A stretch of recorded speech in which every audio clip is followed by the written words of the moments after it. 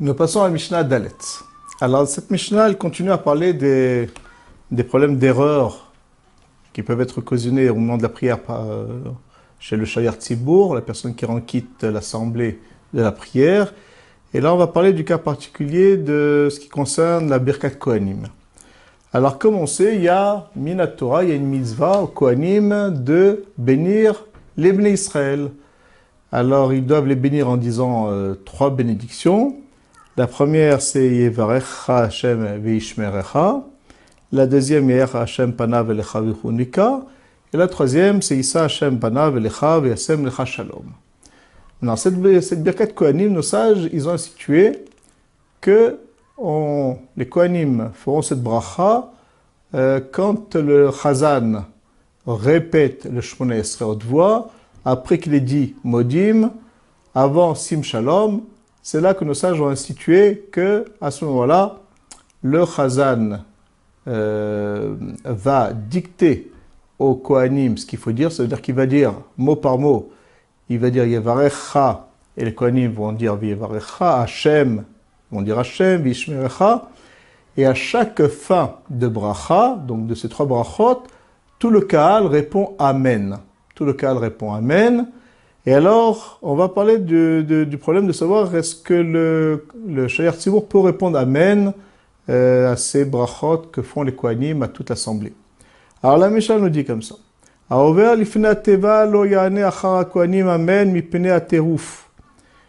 celui qui va devant la Teva, on a expliqué déjà que Over Lifnat Teva, ça veut dire qu'il est Chazan, il se trouve devant la Teva, il se trouve le Sefer Torah, c'est là que et la place du Chazan au temps de nos sages. Alors, Lo Ya'ane Achar HaKohanim, il ne répondra pas après les Kohanim, Amen. Donc, il ne répondra pas à la bracha, mais Pene à Tirouf. Apne Tirouf, le Rami Batoran explique, de peur qu'il soit perturbé, qu'il soit troublé, s'il répond Amen. C'est-à-dire que s'il va répondre Amen, par exemple, après la première bracha, après que les Kohanim, ils ont dit Veishmerecha, alors il est possible qu'après, il ne saura pas reprendre les Birkat Kohanim, mais il ne saura pas leur dire Yeher, Hashem Panav. Donc il ne saura pas exactement où il se trouve. Alors pour éviter cette erreur, nos sages, ils lui ont interdit de répondre Amen. Et il faut savoir que dans l'absolu, le Shayar Tzibour aurait pu répondre Amen. Et ça ne s'appelle pas une interruption dans son Shmona Esrei. Pourquoi? Parce que de la même façon nos sages ont institué qu'il peut dicter au Kohanim la Birkat Kohanim, alors il aurait pu aussi répondre Amen. Seulement, pour les raisons qu'on a énoncées, nos sages, ils lui ont interdit. Par contre, si le Shayar Tzibour, pendant qu'il fait sa prière, entend un Kaddish ou une Doucha, par exemple dans la salle à côté, il y a aussi une Tfila, là, il n'aura pas le droit de répondre Amen parce que ça n'a rien à voir avec la prière, mais ce Amen, après les Kohanim qui font les brachot, il aurait pu dans l'absolu répondre Amen. Encore une fois, nos sages, ils ont interdit de répondre Amen pour ne pas qu'il soit perturbé, qu'il ne sache pas comment reprendre la prière. La suite de la Mishnah. Ve'im en sham kohen elahu lo isat kapav.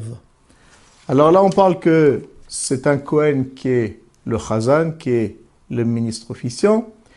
Et il y a marqué Ve'im en sham kohen elahu, si il est le seul Kohen de toute l'assemblée, Lo Issa Kapav, il ne devra pas lever les mains. Alors, Issa et Kapav, c'est une expression pour nous dire qu'il fait Birkat Kohanim. Pourquoi? Parce que les Kohanim, quand ils font la bracha, ils lèvent les mains pour bénir l'assemblée. Donc, si le Chazan, c'est le seul Kohen qui est dans l'assistance, alors malgré tout qu'il est le seul Kohen, on lui interdit de faire Birkat Kohanim. Et même si, en conséquence de cette halakha, il n'y aura pas de Birkat Kohanim pour toute l'assemblée. Alors pourquoi nos sages, ils ont interdit au Kohen, qui est Chazan, de faire Birkat Kohanim quand il est lui-même le Shayar Tzibour? Alors le Rabbi Bartholin nous dit, on craint que, comme il y a la crainte du Tzibour, quelqu'un qui est Chazan, il est toujours impressionné, il peut être impressionné par le Tzibour qui est autour de lui. Alors on craint que s'il fait Birkat Kohanim, alors quand il aura fini sa Birkat Kohanim, et donc il y aura quelqu'un de l'assemblée qui lui dictera comment faire le Birkat Kohanim, il ne sache pas reprendre à Sim Shalom et terminer la prière convenablement.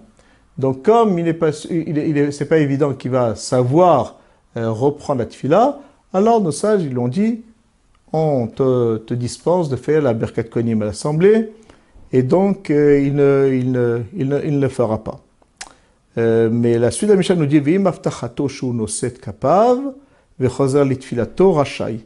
Mais si par contre il est sûr de lui et qu'il pourra noset kapav faire Birkat Kohanim vechozer litfilato et revenir à la tfila, donc il saura reprendre, il est sûr de lui qu'il saura reprendre la tfila à Sim Shalom, alors il aura le droit de faire Birkat Kohanim. On lui a permis, donc quelqu'un qui est sûr, il pourra reprendre Birkat Kohanim, tout simplement parce que comme on parle d'un cas de figure où il n'y a personne d'autre qui pourra faire Birkat Kohanim, dans un cas où il est sûr de lui, alors on lui permet de faire Birkat Kohanim. Mais de là, les Mefarshim, ils déduisent que s'il y a d'autres Kohanim que lui dans l'assemblée, alors on laissera les autres Kohanim faire Birkat Kohanim et lui, il ne le fera pas.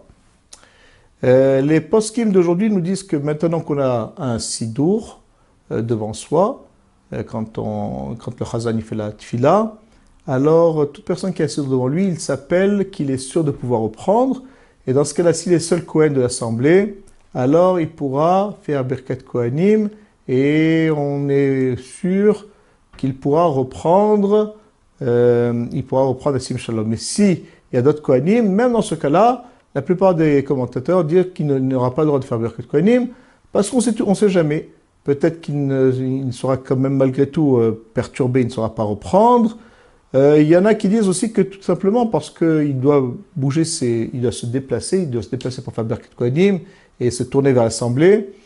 Et même ça, s'il n'y a pas de nécessité absolue, à savoir qu'il n'y a pas d'autre Kohanim dans l'assemblée, alors on ne le laissera pas faire Birkat Kohanim.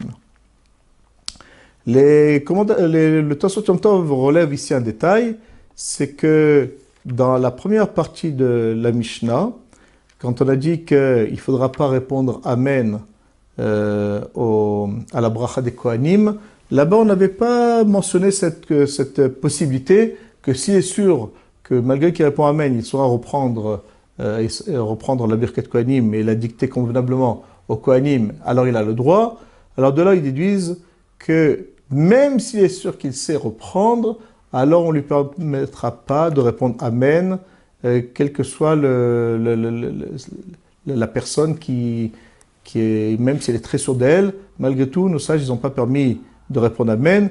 La seule possibilité que nos sages, ils ont permis, c'est seulement s'il est Kohen seul, et que dans ce cas-là, dans un cas où il est sûr, comme s'il ne fait pas Birkat Kohanim, alors la Birkat Kohanim sera annulée, alors nos sages, ils lui ont permis de faire Birkat Kohanim, et c'est seulement dans cet unique cas qu'on lui a permis.